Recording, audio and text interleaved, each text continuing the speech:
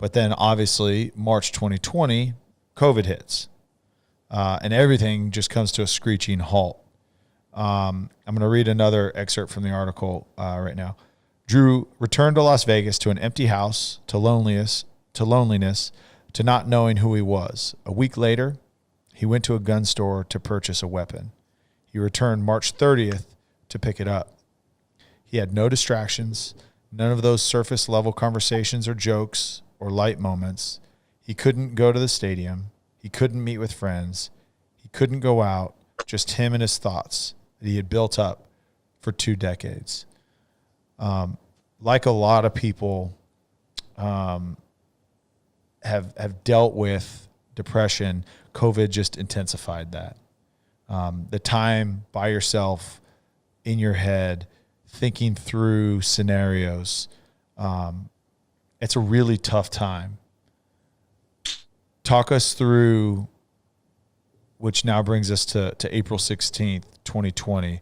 Talk us through that day. Talk us through your mindset, after picking up the gun, because obviously, this is something that you've been thinking about. Talk to us how you got there, first of all, and then talk us through that day. Yeah, I mean, the suicidal thoughts really increased pretty much the day I left Vegas to go to spring training. I remember it's almost like the drive out to spring training was my first alone time and first like real quiet time after calling off the wedding to an amazing person. So again, I was just doubting everything, second guessing myself, and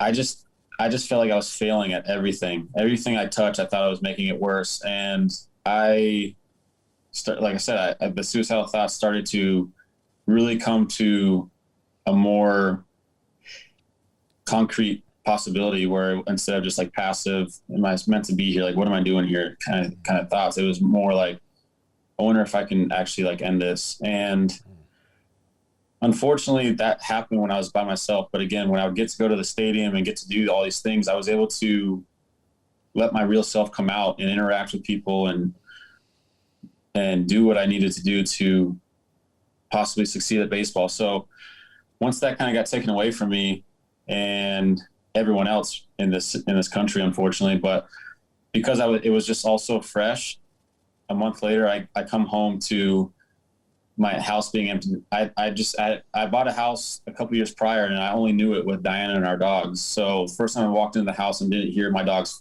footsteps coming to me at the door, just complete silentness. And then also walking in to see like a little care package from Diana to help me with my first couple days of quarantine, because at that time toilet paper was hard to get, food was like all these things. So having a little care package from Diana was only another punch to the gut. Like, my gosh, this amazing person, she's still doing all these things for me after all this stuff I put her through.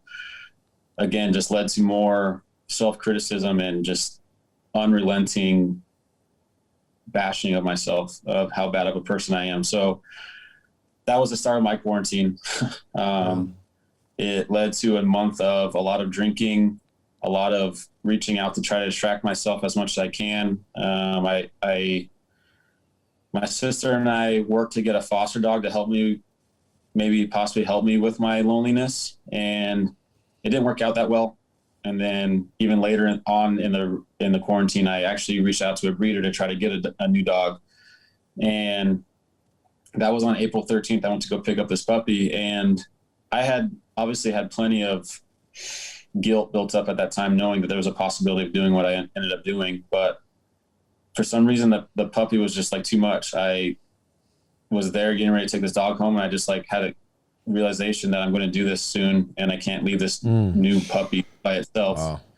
Wow. Even though, which is really crazy to me to think about, because if I couldn't do it to a puppy, why could I do it to my family? Mm-hmm. And it's tough, man. I don't even understand how it goes to my mind, but at the time it just felt so real and so needed, because I was in so much internal misery. I just felt so bad about myself.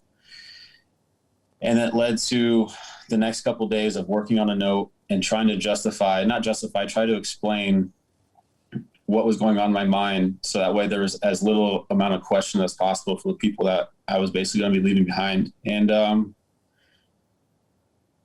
I knew that I didn't justify it. And I know that it never made it okay to do what I did. But like I said, I couldn't take it anymore. And I think the first sentence of my note was, I can't explain why I hate myself so much, but I can't take it anymore.